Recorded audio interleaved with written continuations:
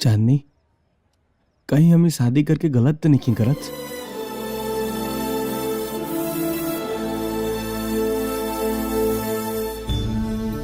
जाई, बहरी सब रउआ इंतजार करत हुई हैं।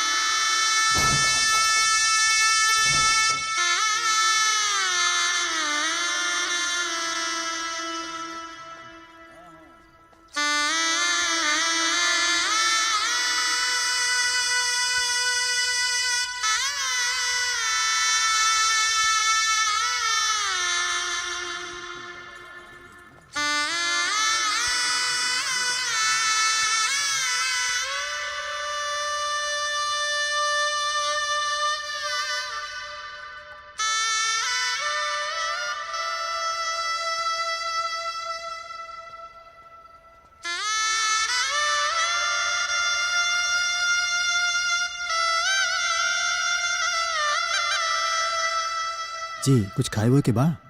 नहीं। ठीक बा।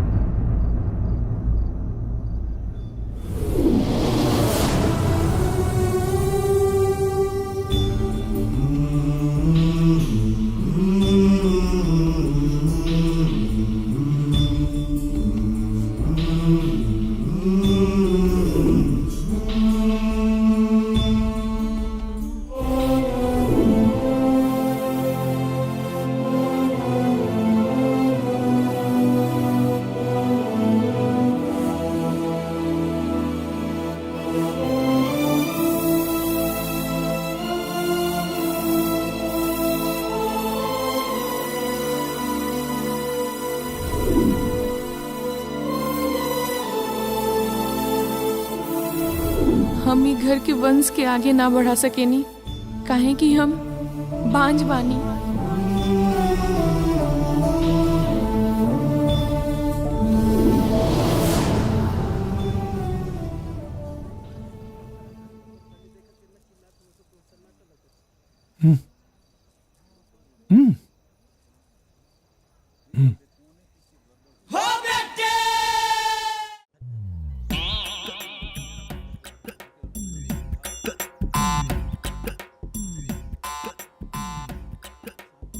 नमस्ते मामा जी। प्रणाम प्रणाम। बहुत जोर का लगला हो। यही के कहल जाला, जब दूरे पे आई बारात त दुल्हा के अरे लागल। मामा, दुल्हा नहीं समझिन होला। चला ठीक है, रुक, व्यवस्था देखा था नहीं।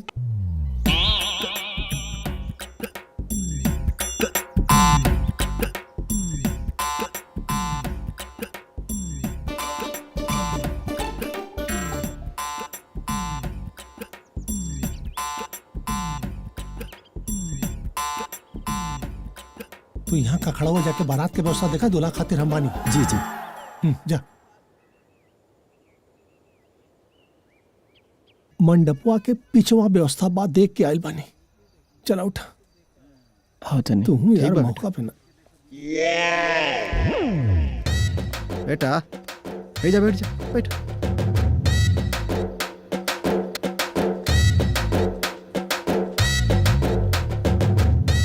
जो मूत ले। ए मामा, हम मुते नहीं खियाइल। हैं? हम तो कई बतावे नहीं हा कि बियाह ना करब। हैं? पगला गल बड़े का रे, बियाह ना करे भी का कहता रे। ए मामा, हम चांदनी के संगे गलत नहीं कर सकत। स्टेजवा पर बैठल रहनी है ना, तो ओकर बहुत याद आवत रहला। जे है गुरुजी, ये बुद्ध ज्ञान तोरा के स्टेजवा पे मिलल। जब पहले हम समझात रहनी है तब तक समझ में आइल ना। अब अगर ये हमके समझ में ना आई, तू 10 मिनट संभाल ला, फिर हम सब सेट कर दे। हैं? हम का संभाली बे? तू हमार कपड़ा पहन के स्टेज पे बैठ जा। अरे पागल पागल हो गई बड़े का रे, तोर कपड़ा पहन के हम बैठ जाएं। टाइम नहीं कि मामा, बात के समझा। अरे फसाई ये भगदा का करता रे बाबू।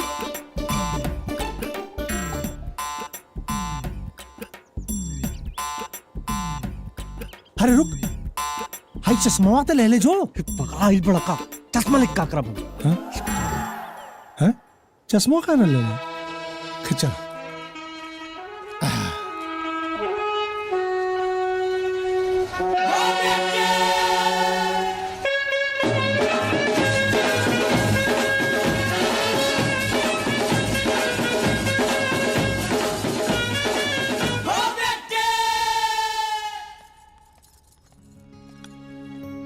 कृष्णा, तू जा।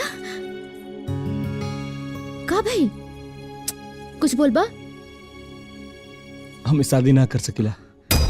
ई का कहा तारा, तार दिमाग तो ठीक बा ना। हम ठीक बानी, यही से कहता नहीं। जब भी आंख बंद करता नहीं तो चांदनी का चेहरा सामने आ जाता। जे हमने दोनों के मिलावे खातिर बांझ जैसन कलंकित शब्द भी खुद दे स्वीकार कर लेला। जनु शादी इत्तेफाक से, लेकिन हम सातों जन्म साथ निभावे के कसम तक है नहीं। हम तो अपन कसम ना निभा पाई, लेकिन चांदनी अपन वादा पूरा कर देलस। गुंजन शादी में हमने दोनों के खुशी ना, बल्कि 3 जिंदगी के बर्बादी छुपल बा। तू तो कुआर भाड़ू, तोहरा के केहू मिल जाए, लेकिन हमनी के शादी हो गिला के बाद ना चांदनी की जिंदगी बर्बाद हो जाए।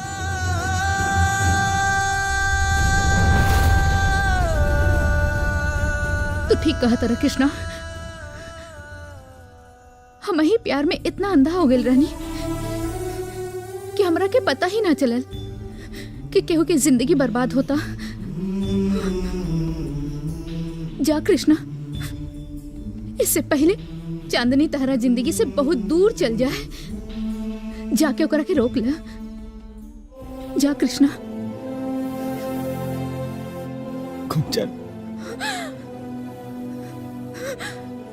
जा जा जाके चांदनी के रोक ले।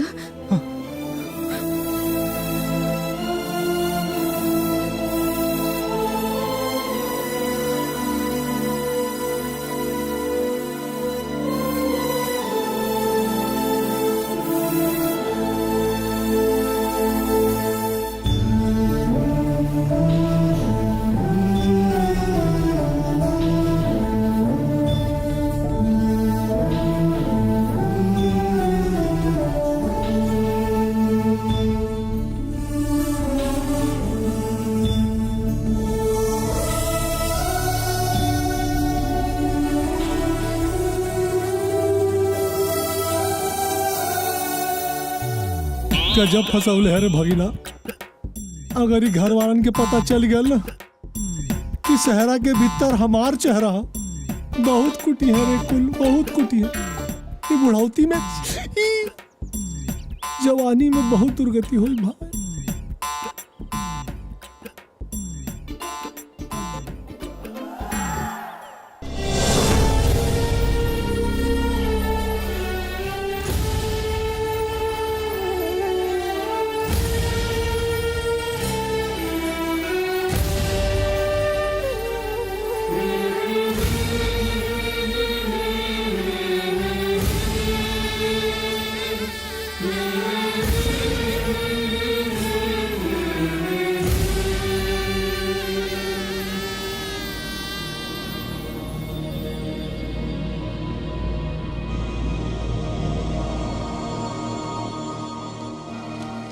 कृष्णा, हम इस शादी के शर्त के अनुसार तोरा से दूर जाता नहीं।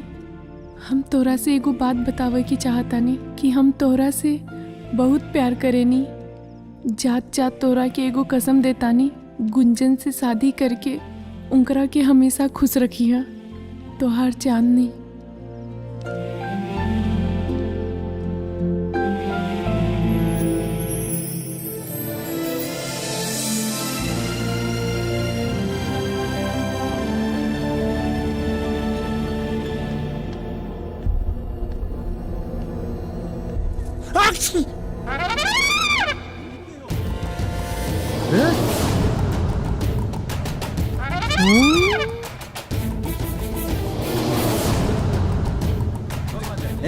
तू यही का कर बड़ा हमार बात सुना, हमार कोनो गलती ना। तू हमरा के हमके कहला हो कि तोहर दिमाग खराब हो गइल का? बात करे जा रहल बाड़ी। मारे करा के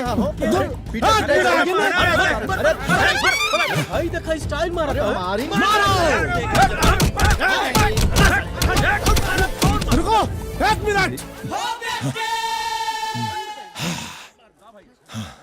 मारो।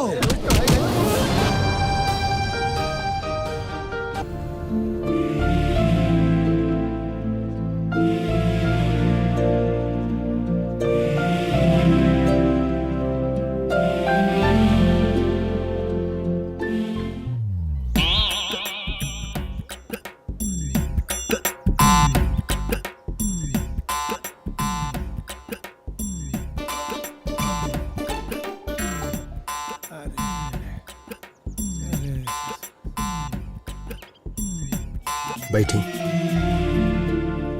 ए आलोक बेटा, तू जल्दी से दुल्हन के लेके आवा, पहले ही बहुत देर हो चुका। जी जी।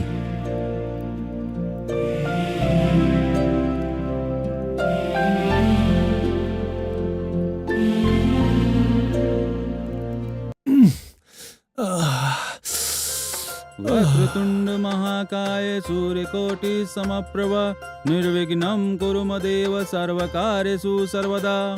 गजाननं भूतगणादिसेवितकपितजम्बुफलचारुभक्षणम् उमासुतं शोकविनाशकारकं नमामि विघ्नेश्वरं पादं पंकजं।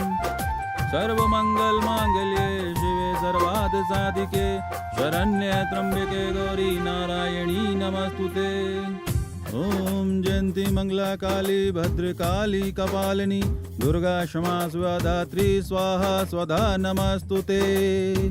या देवी सर्वभूतेषु शक्तिरूपेण संस्थिता नमस्तस्यै नमस्तस्यै नमस्तस्यै नमो नमः। ओम मंगलम भगवान विष्णु मंगलम गरुड़ध्वज मंगलम पुंडरीकाक्षाय मंगलाय तनोहरि।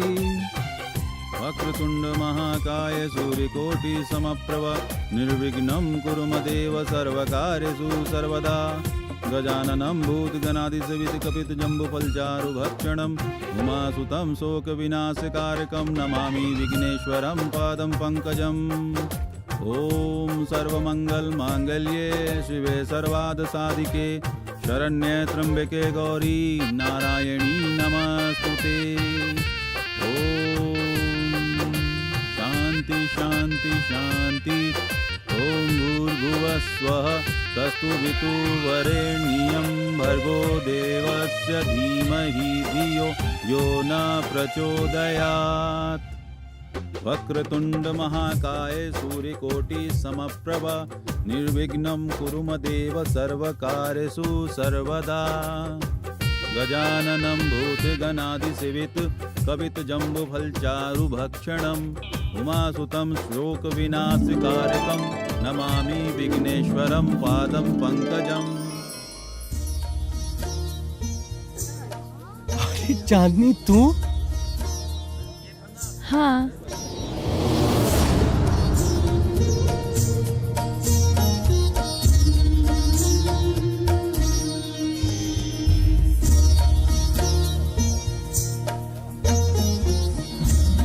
लेकिन तू यहाँ कैसे?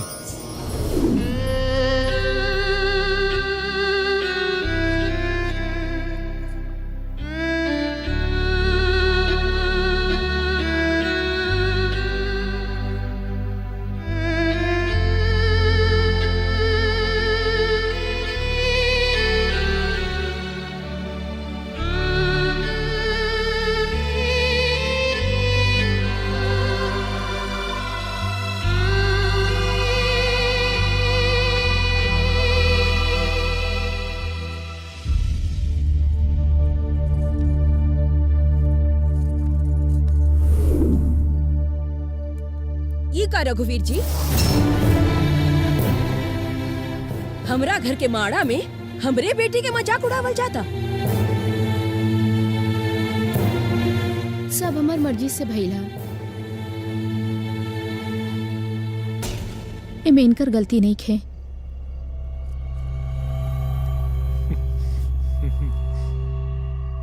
सब कुछ हमार मर्जी से भइल बा।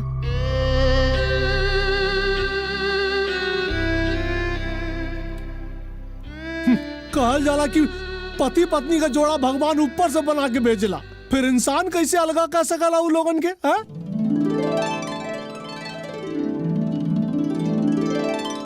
सही कहा तारा मामा। हम चांदनी से आज सीख लेनी कि त्याग से बढ़ के कोनो प्रेम ना होला। चांदनी,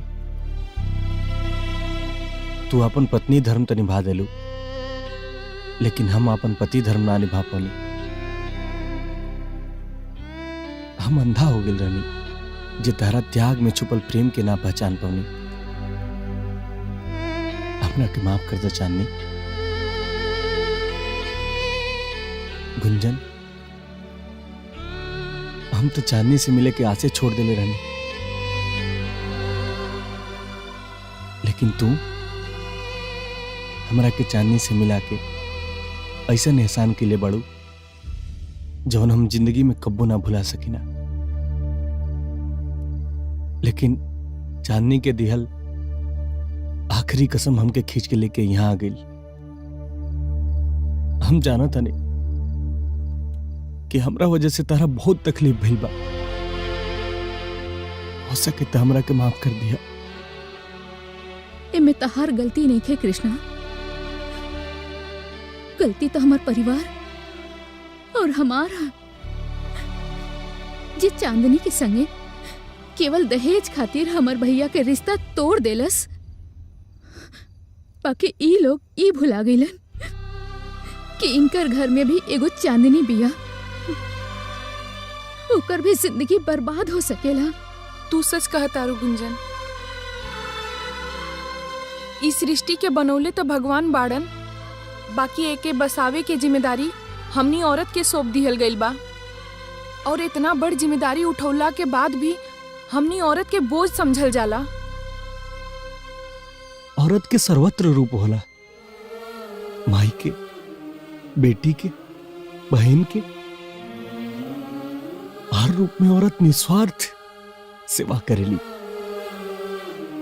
यही से समाज होखे चाहे घर होखे, औरत के इज्जत कम ना ज्यादा होखे के चाहिए। वाह बेटा, तोरा जैसन विचार अगर सबके हो जाए नू ते समाज में बेटा बेटी बहू सब एक समान हो जाइए। इहो सही बा। जेकर बियाह हो गइल बा ओकर बियाह पे बियाह होत बा। हमके लगा तो ससुर जिंदगी भर रणुए रहब हम।